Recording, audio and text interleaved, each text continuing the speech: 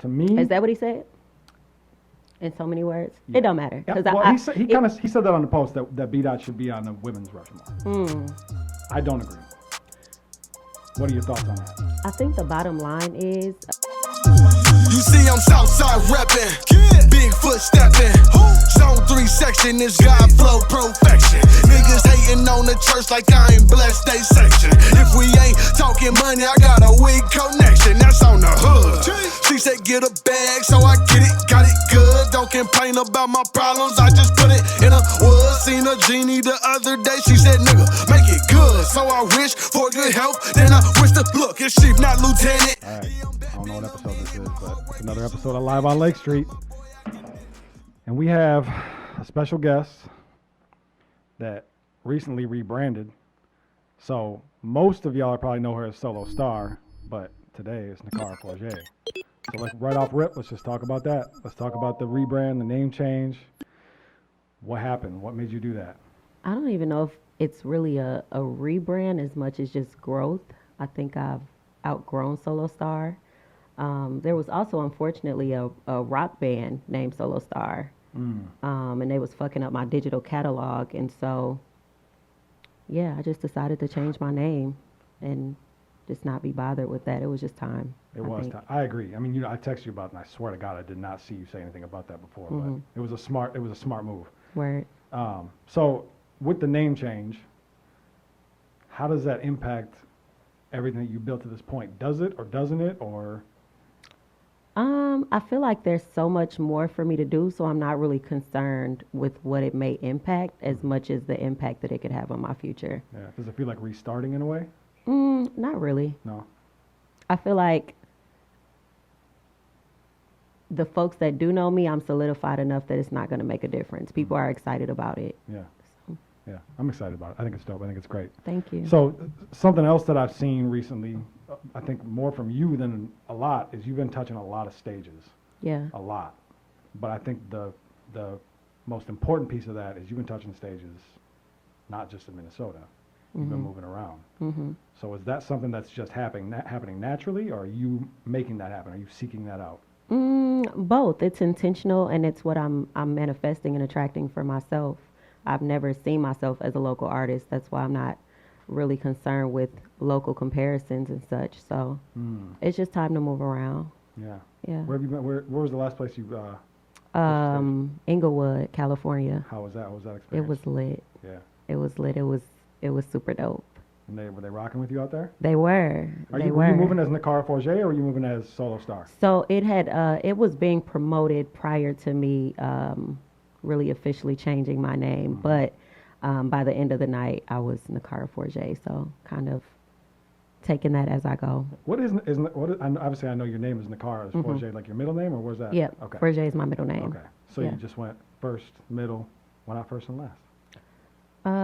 Well, white does not have a ring to it. I'm not white. NAKARA FORJE sounds sexy. It sounds intimate. I initially didn't want to do that. Like, I was in my family group chat, like, what y'all think of this? And when they said it, I was like, it feels too close. Like, they're like, where your music is intimate. You give a lot of yourself in your art, so it makes sense. And so. It's also kind of like, who else did that? Kendrick. Kendrick is Kendrick Lamar Duckworth. Okay. So I like that. I did not know that. Yeah. That's crazy. Yeah. So, okay. So now we got to talk about this. So you recently attached yourself to this collective, Rooted Society. So first of all, this is a multi-layered question. So first, how did that connection happen? Yeah. So I was asked to be on a show that was here from an artist who is from Milwaukee, but she lives here, Lisa Brown. Okay. And I ended up not doing the show for personal reasons, but one of the artists there is the leader of the collective of Rooted Society. And so he had kind of done his research. He was expecting me to be on the show. And when I wasn't, he reached out and we kind of connected. And he thought I would be dope to be a part of the collective. So we just began to build, and I committed to it, and it's been dope.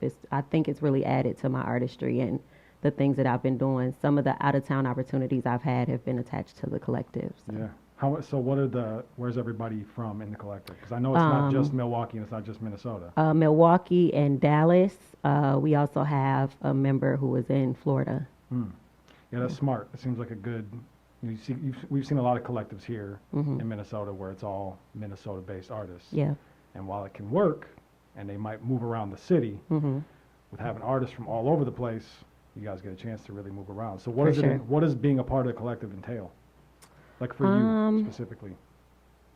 It's really a support system. And I've had like random kind of stints of support or people who jump behind what I'm doing, but to really have a team that's committed to that is very different. Yeah. Yeah. And a good time to add with the lead up to the new project, which we'll get into in a second. For sure. So I told you we were going to get into a little bit of controversy. So there's been a lot of buzz lately around here about these posts that specifically our social media staff has been making. And you've been a little vocal on some of those posts. For sure. So for one, what's your takeaway from these posts that we make? Our social media staff makes. I think y'all staff is some instigators, but I love it. I think it gives the city an opportunity to be, to really think critically about who they're putting their energy behind, and who they're calling the forerunners in our hip hop scene. So, I mean, it's controversial, but it's real, and it really makes you think about it instead of, whisper about it or cap about it. Yeah, that's a good answer. And you see where people stand. True. Yeah.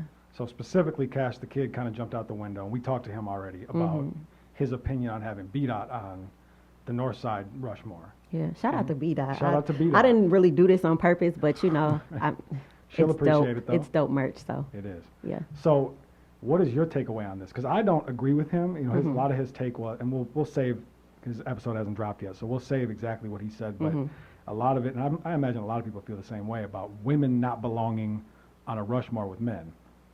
To me, Is that what he said? In so many words? Yeah. It don't matter. Yeah, well, he said that on the post that B-Dot should be on the women's Rushmore. I don't agree. What are your thoughts on that? I think the bottom line is women don't get the respect that we deserve. We are out rapping 9 out of 10 of these niggas. We are out working 9 out of 10 of these niggas.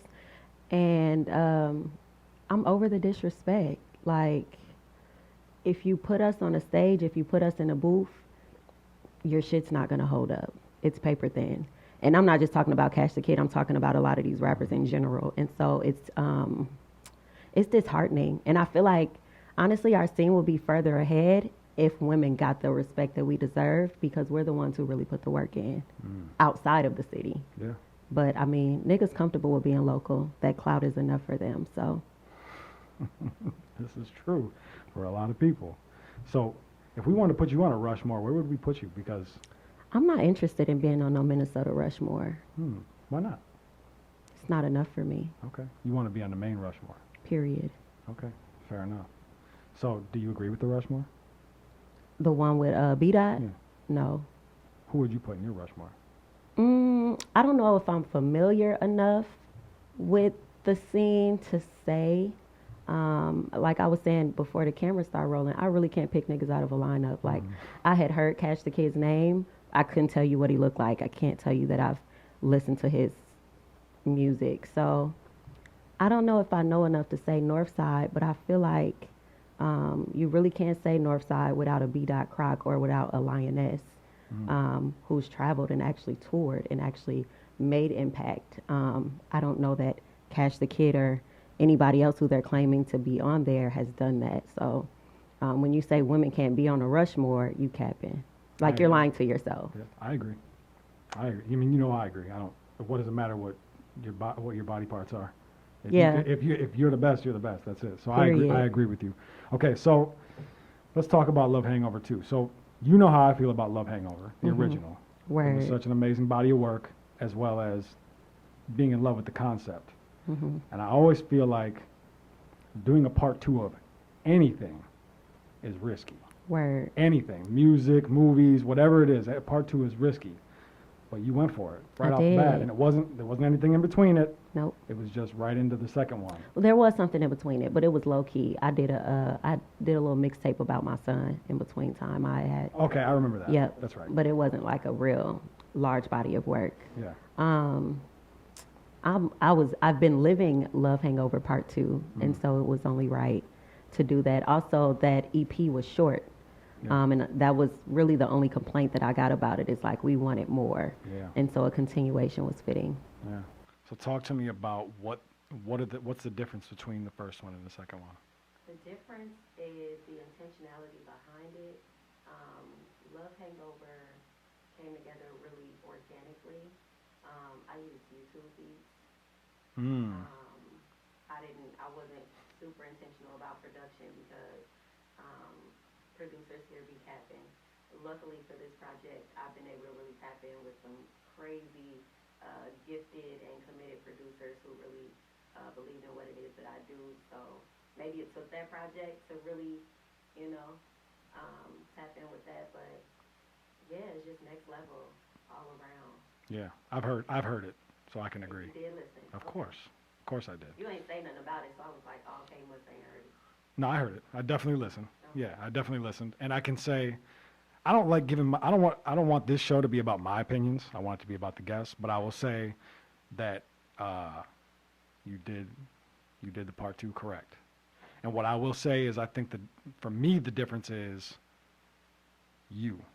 It's you are the difference in the first one was very like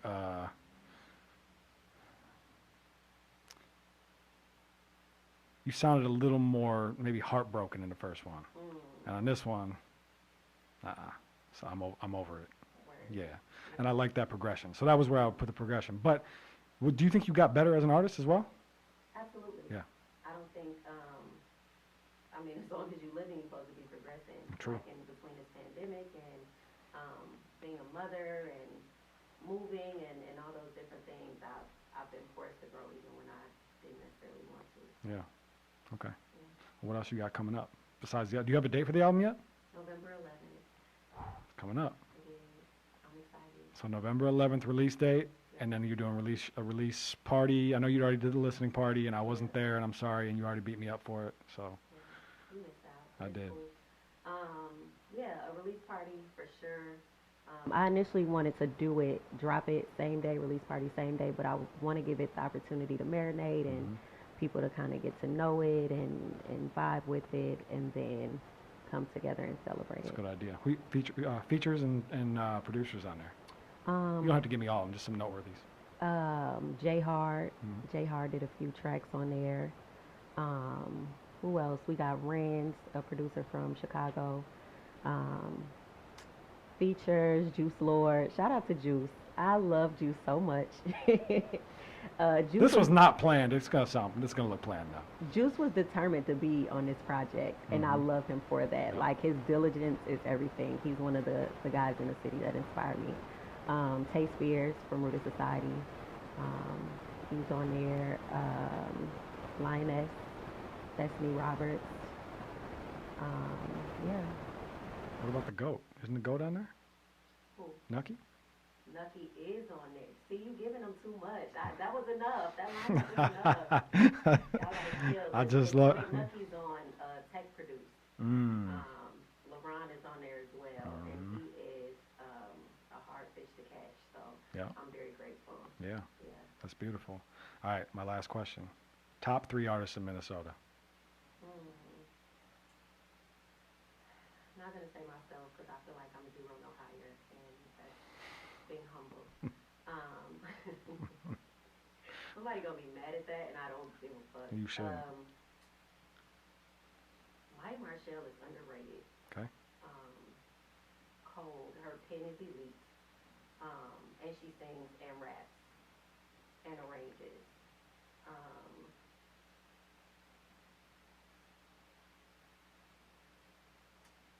Lioness and B. Crop. Okay. Honorable mention, Juice Lord. I can get behind all that. That works. Yeah. Okay. I got nothing else for you, but this was fun. It was fun. Thank you for joining me. Thank you for having me. Absolutely. Another episode of Live on Lake Street. I'm Jake Faircloth. You can follow me at Twitter, at Jake Faircloth. on Instagram at JakeFlairCloth1. Where can they find you? I should have given you that. God damn. I fucked up. Your social media is wild, though. Mine? You got to spell your Twitter. Y'all don't need to follow me on Twitter. I'm not pressed for Twitter. Twitter's for me. All right. Find me if you dare. But Instagram is NAKARA FORJE. NAKARAFORJE. My music is on all platforms under NAKARA FORJE. All right, that's it. We out. I don't know how to say it. Damn, what it? In high school, I let it blam, what it? I wasn't playing, what it? I'm coming straight out the south. Hey, genius, best watch your mouth. When I put up on P&B Rock, that nigga ain't even come out. You moving ounces, I just moved 100 things in a drought. You want the south side, outside the fence of your house. You talking all that shit and then wanna come talk it out. Bitch, if you ain't talking money, fuck you.